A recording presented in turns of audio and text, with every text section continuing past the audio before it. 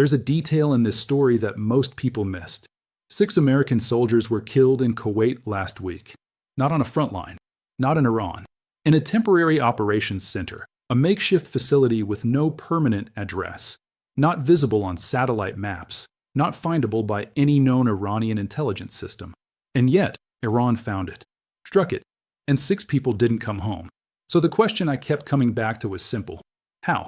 The answer to that question pulls you into something much larger than a war between the US and Iran. It pulls you into a shadow conflict that's been running quietly underneath this one, and that most of the daily coverage hasn't stopped to explain. That's what this video is about. First, the surface layer, because you need the context. The United States and Israel have been striking Iran for 7 consecutive days now. The death toll inside Iran has passed 1,200. Iranian Supreme Leader Ali Khamenei was killed in an airstrike. Iran's military space command has been destroyed. Air defense systems have been degraded significantly.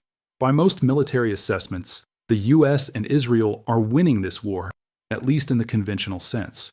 Trump has demanded unconditional surrender. Defense Secretary Pete Hegseth has said the strikes will intensify dramatically as the campaign moves into its next phase. Israeli tanks are massing on the Lebanese border, with a ground invasion reportedly days away from being ordered. Iran's president says mediation is underway. That Tehran wants peace. On the surface, this looks like a one-sided military campaign moving toward a conclusion. But here's what that surface-level story doesn't tell you. US officials have confirmed, not alleged, confirmed, that Russia began passing intelligence to Iran essentially from the moment this war started.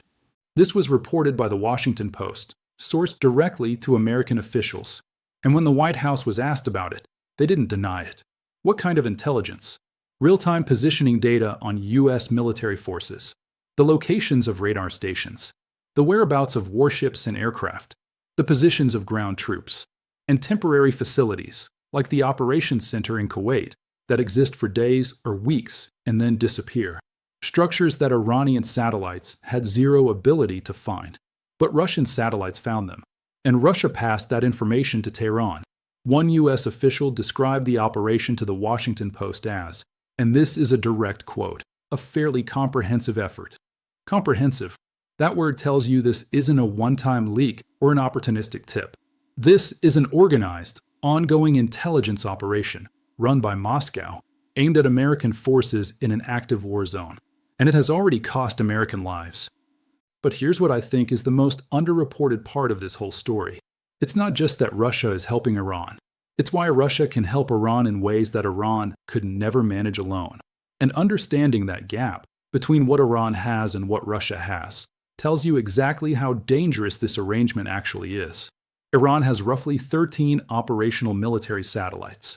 Only 3 of those are registered to its Revolutionary Guards. For context, that is a limited, constrained space program, useful for some surveillance, not remotely sufficient for the kind of precision targeting we've seen in these strikes. Russia has 110 military satellites in orbit, but the number isn't even the most important part. These are systems that have been actively refined over 3 years of war in Ukraine.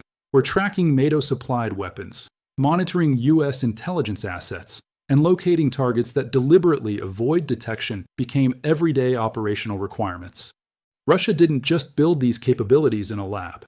It tested them in real combat, against Western military infrastructure, against assets designed specifically to avoid being found.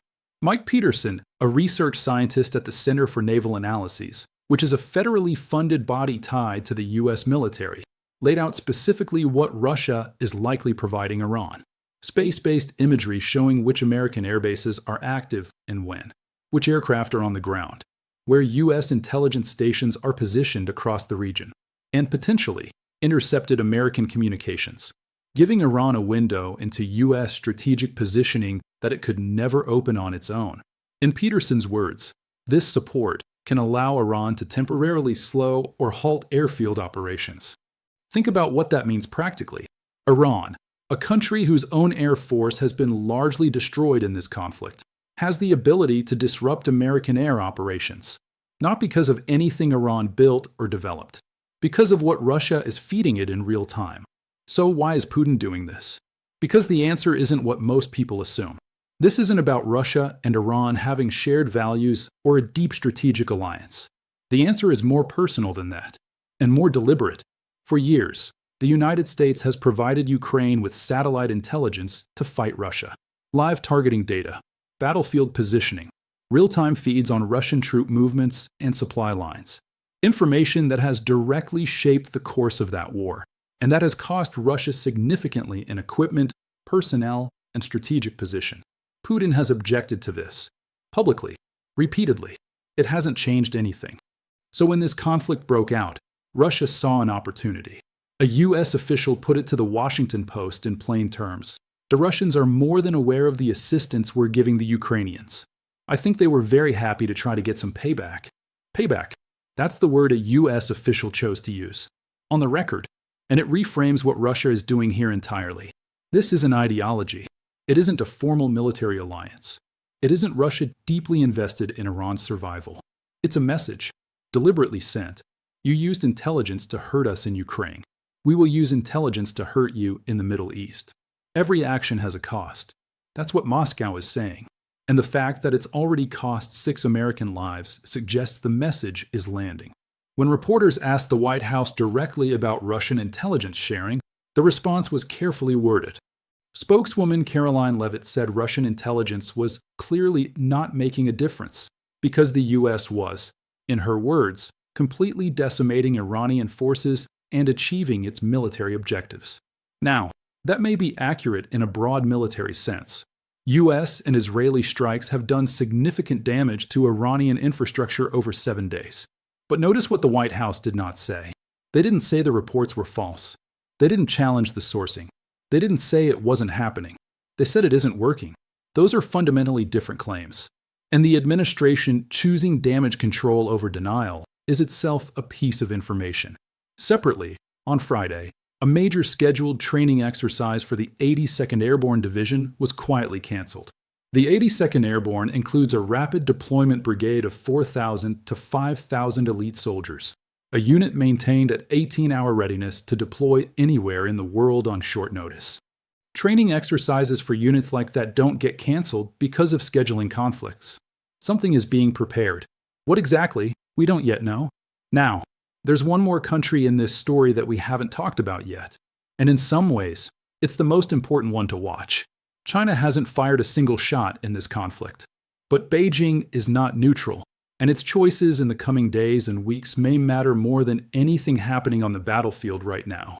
Before this war began, China reportedly provided Iran with technology to help rebuild its ballistic missile stockpile. Iran's arsenal had been significantly depleted in a 12-day military confrontation last June. Beijing helped replenish it. That is not the behavior of a disinterested observer. But according to 2 U.S. officials, China has not provided active support during the current conflict. Not yet. The question is what changes that calculation? Because China is watching this war very carefully, not just for what it means for Iran, but for what it reveals about how the United States fights, how it responds to intelligence failures, how it manages a multi-front strategic environment. Every day of this conflict is a live case study for Beijing's military planners. If China at any point decides that direct involvement serves its interests, or that American attention being consumed in the Middle East creates an opening elsewhere, the strategic picture shifts entirely. That's not a prediction. It's a variable, and it's one worth watching very closely. So here's where things actually stand. The United States is winning the conventional war against Iran, at least by the metrics of strikes landed, infrastructure destroyed, and military capability degraded. But underneath that war, there is another one. Russia, using satellite systems built and refined in Ukraine, is actively feeding Iran the intelligence it needs to find and strike American forces. It has already contributed to the deaths of 6 American soldiers. And the White House, notably, has not denied it. China is watching from the sidelines, having already helped Iran prepare before the fighting started, and making its own calculations about what comes next. And the conflict itself keeps expanding. Lebanon, ground invasions, more strikes, unconditional surrender as the stated end goal. What started as a U.S.-Israel operation against Iranian nuclear and military infrastructure has become something more complicated. Not a world war. Not yet anything close to that. but a conflict in which the decisions of multiple major powers are now intersecting, in ways that the daily strike counts and press briefings don't fully capture. The story most people are following is the one on the surface, the one worth understanding, the one that will shape what this region and this world look like on the other side of this, is the one running underneath it. That's the story I'll keep covering.